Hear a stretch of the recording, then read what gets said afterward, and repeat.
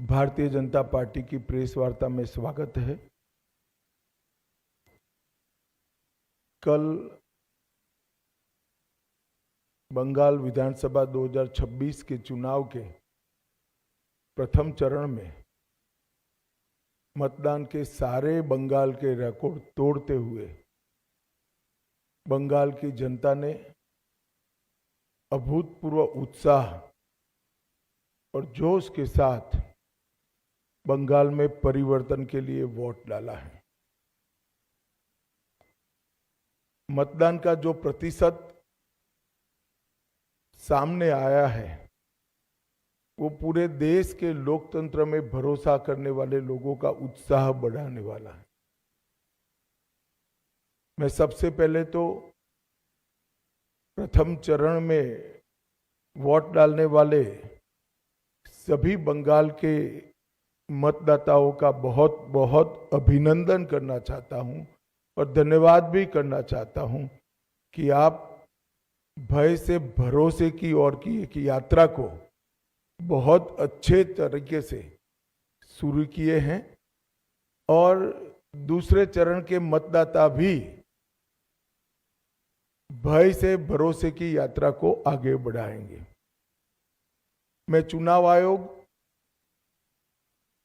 सभी सीएपीएफ, चुनाव आयोग के सहयोग में लगा हुआ पूरा तंत्र और बंगाल पुलिस को भी हृदयपूर्वक बहुत बहुत अभिनंदन देना चाहता हूं, क्योंकि बंगाल के बहुत लंबे अरसे के बाद एक भी मृत्यु नहीं हुई है।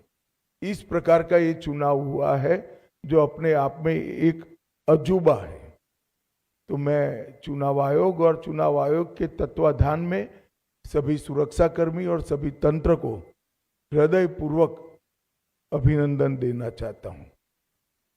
हमारे पास जो फीडबैक है उसमें बंगाल की जनता ने अपना भविष्य पहले चरण में ही तय कर लिया।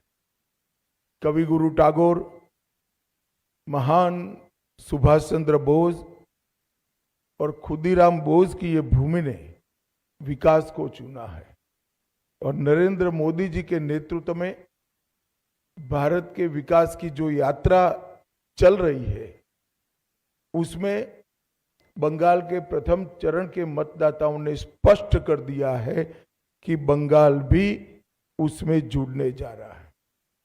16 जिलों की 52 सीटों पर 92.98% मत ये निश्चित रूप से बताता है कि दीदी जाने वाली है और भाजपा आने वाली है। भय जाने वाला है और भरोसा आने वाला है। हमने कल देर रात तक हमारे सभी विधानसभा के कार्यकर्ताओं के साथ भारतीय जनता पार्टी बंगाल की टीम ने एक असेसमेंट करा है, जो पोलिंग हुई है ऐसा इसका, और मैं स्पष्ट रूप से आपको बताना चाहता हूं 152 सीटों में से 110 से ज्यादा सीटें भारतीय जनता पार्टी जीतने जा रही है। इसका मतलब है कि दूसरे चुनाव चरण को मिलाकर हम प्रचंड बहुमत के साथ बंगाल में शुद्ध रूप से भारतीय जनता पार्टी की सरकार बनाने वाले हैं। मित्रों, मैं थोड़े आंकड़े भी देना चाहता हूं। 16 के चुनाव में 1278 लोग घायल हुए थे, 21 में 1681, 23 के पंचायत में 664 और 24 के आम चुनाव में 761। उसकी तुलना में 30 से कम लोग कल घायल हुए।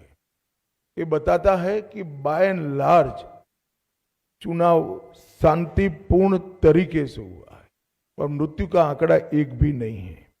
और ये जो चुनाव बढ़ा है, मतदान बढ़ा है, वो भारतीय जनता पार्टी की सरकार बनाने का, परिवर्तन का मतदान, क्योंकि जिस तरह से प्रधानमंत्री जी और हमारे बाकी नेताओं की रैलियों को प्रतिसाद मिला है रोड शो को प्रतिसाद मिला है, वो प्रतिसाद कल प्रथम चरण में बैलेट मशीन के अंदर बंद हो गया है।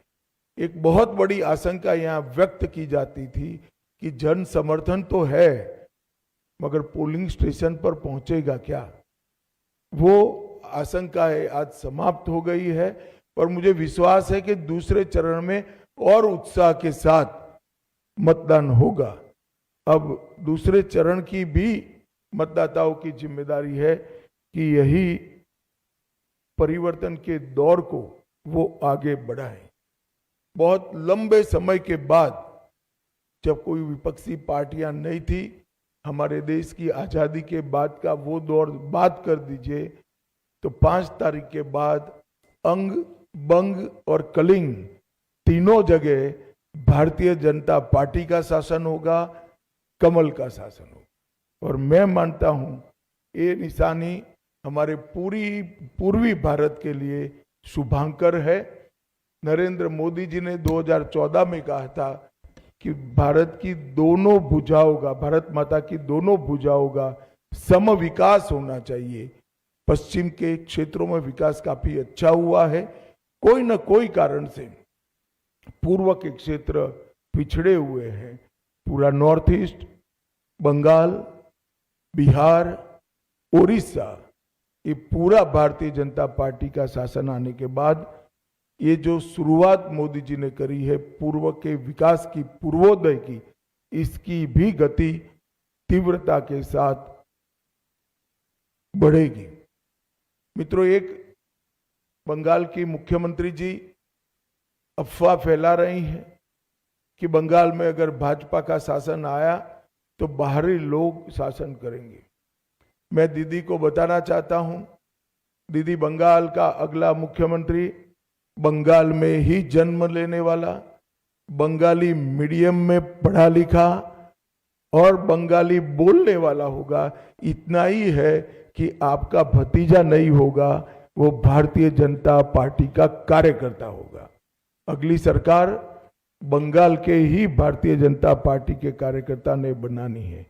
भाइयों बहनों, भारतीय जनता पार्टी की सरकार बंगाल में बनने के बहुत बड़े मायने, हमारी सबसे पहली प्रायोरिटी होगी कि बंगाल की महिलाओं को हम सुरक्षा प्रदान करें, उनको भय से मुक्त करें। जिस राज्य की महिला मुख्यमंत्री ये कहती हो कि 7 बजे के बाद महिलाओं को घर से निकलने की जरूरत क्या है, मैं मानता हूं उनको शासन करने का कोई अधिकार नहीं। मैं आज बंगाल की माताओं बहनों को आश्वस्त करना चाहता हूं कि 5 तारीख को भारतीय जनता पार्टी की सरकार बनने के बाद रात को 1 बजे भी छोटी सी बच्ची किशोरी स्कूटी लेकर निकलेगी, कोई गुंडा उसके सामने आंख उठाकर नहीं देख पाएगा। और ये प्रतीकात्मक रूप से हमने आरजी कर की पीड़िता की माताजी को और संदेश खाली की पीड़िता को भी हमने प्रत्याशी बनाया। जो बंगाल के टीएमसी के गुंडों की विक्टिम थी, वो असेंबली में बैठकर ये गुंडों के खिलाफ कठोर प्रशासन के नियम बनाने का काम करेगी। मुझे लगता है बहुत बड़ा परिवर्तन आने वाले दिनों में होने वाला है। और दीदी को महिला आरक्षण का विरोध करने का जवाब भी इस चुनाव में बंगाल की मातृशक्ति देगी, इसका मुझे पूरा विश्वास है। আজকের খবর এ পর্যন্ত। দেখা হবে নতুন কোনো বিষয় নিয়ে আপনাদের সাথে খুব তাড়াতাড়ি। ধন্যবাদ।